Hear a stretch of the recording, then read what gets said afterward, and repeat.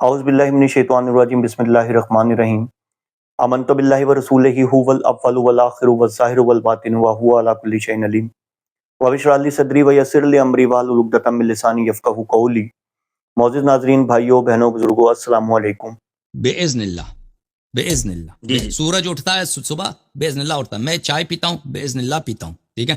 ہم مسلم شیعوں کا عقیدہ ہے کہ سب کچھ باذن اللہ ہے۔ میں آپ سے بات کر رہا ہوں باذن اللہ، اللہ اگر اجازت نہ دے تو میں ایک لمحے میں سانس بھی نہیں لے سکتا، میرے دل کی دھڑکن بند ہو جائے، میں فنا ہو جاؤں، ٹھیک ہے نا۔ یہ سب کچھ باذن اللہ، اس کا منکر پہ لعنت۔ لیکن یہ باذن اللہ، باذن اللہ عیسیٰ ابن مریم علیہ السلام مردے کو زندہ کرتے تھے، مادر ذات اندھے کو شفا دیتے تھے، اور بھی جو بیماری ہو اس کو ایک ٹچ کر کے شفا دیتے تھے، ٹھیک ہے نا۔ یہ خود کرتے تھے، خود کرتے ہیں۔ عیسیٰ کا جو امام ہے، اب سن لو عیسیٰ کا جو امام ہے، جس کے چھوٹے بیٹے کے پیچھے عیسیٰ کے نماز پڑھے گا، وہ عیسیٰ سے بڑا ہے، یہ یاد رکھنا۔ سمجھ میں آئی نا مولوی صاحب؟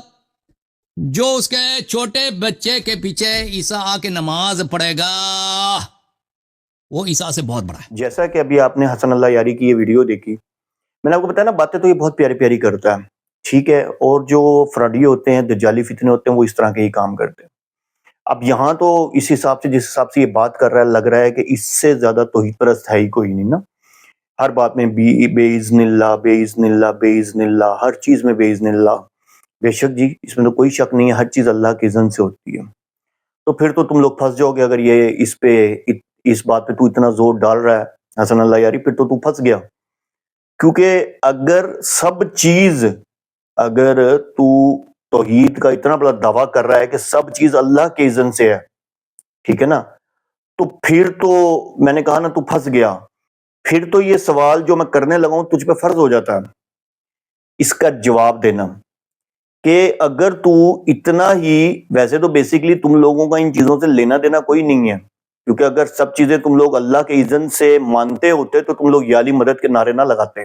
لیکن چونکہ یہ بات کر رہا ہے تو اس کی بات پہ پھر میرا ایک سوال ہے، جسے کہتے ہیں نا وسیم بدامی والا، وہ معصومانہ سوال ہے کہ جب سب چیزیں اللہ کے اذن سے ہیں تو پھر تمہارا یہ عقیدہ کہاں چلا جاتا ہے؟ جب حضرت ابو بکر صدیق رضی اللہ تعالیٰ عنہ کو خلافت ملی تو کیا وہ اللہ کے اذن سے نہیں تھی؟ تم تو کہتے ہو وہ چھینی گئی، وہ غاصب تھے، انہوں نے حق چھینا، انہوں نے فلاں کیا۔ بھائی سب چیزیں اللہ کے اذن سے ہیں نا۔ پہلی خلافت کو تم کہتے ہو کہ وہ چھینی گئی، اور چوتھی خلافت کے تم اگینسٹ ہو کہ ان کا تو حق ہی پہلی خلافت کا بنتا تھا۔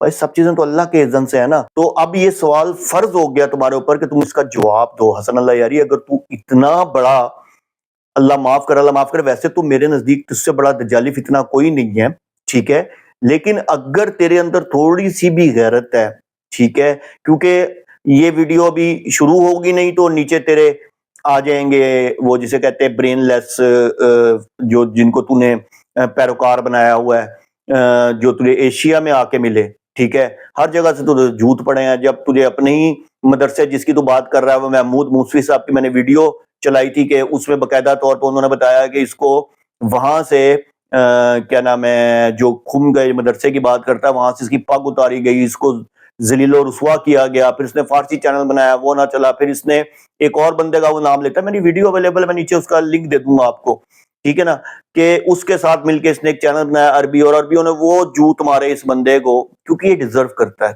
کیونکہ یہ ایک جھوٹا ترین انسان ہے۔ دجالی فتنے کی باتوں میں آ کے بہت سارے لوگ مرتد ہوئے ہیں، ٹھیک ہے نا۔ اب تو لوگوں کو الحمدللہ شعور آ رہا ہے، لوگ سمجھ رہے ہیں۔ تو اب حسن اللہ یاری، اگر تجھ میں ذرا سی بھی غیرت ہے تو اس سوال کا جواب تجھ پر فرض ہے، بلکہ قرض ہے، تو نے ادا کرنا ہے، تو نے اس کا جواب دینا ہے کہ پھر جب سب باذن اللہ ہے تو حضرت ابو بکر صدیق رضی اللہ تعالیٰ عنہ کی خلافت جو ہے وہ باذن اللہ نہیں ہے کیا؟ اگلی بات جو اس نے کی وہ بھی سن لیں ذرا۔ اگلی بات یہ کر رہا ہے کہ جی جب حضرت عیسیٰ علیہ السلام آئیں گے تو وہ ہمارے سب سے چھوٹے امام، یعنی کہ ہمارے بڑے امام کے سب سے چھوٹے بیٹے، ان کے پیچھے نماز پڑھیں گے۔ کتنی، یعنی کہ تو مطلب، یعنی کہ اس پہ ایکسائٹڈ ہے، تو کیا بھول گیا یہ چیز کہ جن کا وہ سب سے چھوٹا بیٹا ہے، تو سب سے بڑے امام حضرت علی رضی اللہ تعالیٰ عنہ، کیا انہوں نے خلفائے ثلاثہ کے پیچھے نماز نہیں پڑھی؟ تمہاری اپنی کتابوں میں لکھا ہے، تمہاری اپنی کتابوں میں لکھا ہے کہ انہوں نے خلفائے ثلاثہ کے پیچھے نماز پڑھی، میں نے تمہاری کتابوں سے ثابت کیا ہوا ہے۔ بڑا تو خوش ہو رہا نا، بڑا یعنی کہ ایکسائٹمنٹ دکھا رہا ہے کہ وہ آئیں گے، ان کے پیچھے نماز پڑھیں گے۔ تو ان کے والد یعنی کہ تمہارے ان کے سب سے چھوٹے صاحبزادے ہوئے نا، حضرت امام مہدی کی بات کر رہے ہو نا تم، تو ان کے سب سے بڑے یعنی کہ والد محترم حضرت علی رضی اللہ تعالیٰ عنہ، حضرت ابوبکر رضی اللہ تعالیٰ عنہ کے پیچھے نماز پڑھی، حضرت عمر رضی اللہ تعالیٰ عنہ کے پیچھے نماز پڑھی، حضرت عثمان غنی رضی اللہ تعالیٰ عنہ کے پیچھے نماز پڑھی، اور تینوں کی بیعت کی۔ کیوں؟ اب کیا ہوا؟ میرے خیال سے بولتی بند ہو جائے گی، اب اس کی بھی ہو جائے گی، اور نیچے جو آئیں گے بکواسات کرنے کے لیے، جو اپنے ابو کو بچانے کے لیے آئیں گے، ان کی بھی بولتی بند ہو جائے گی۔ حسن اللہ یاری، اگر غیرت ہے نا، غیرت ہے تو پہلے تو جو تجھ پہ سوال قرض کر دیا ہے میں نے، اس کا جواب دیں، اور اس کے بعد یہ بھی بتائیں کہ اگر ایسا ہی تھا پھر تو کہنے کا مطلب ہے کہ جو جن کے وہ صاحبزادے ہیں انہوں نے تینوں خلفائے راشدین کے پیچھے ان کی امامت میں نماز پڑھی ہے۔ اب کہاں گیا تمہارا وہ سارا سلسلہ؟ تو اب یہ بھاگنا بھوگنا نہیں ہے، تیری عادت ہے، تو بیسیکلی تو جسے کہتے ہیں نا کہ ایک کمینہ خصلت قسم کا انسان ہے، ٹھیک ہے نا، تو بہت بکواسات کرتا ہے، بہت زبان چلتی ہے تیری صحابہ کے خلاف۔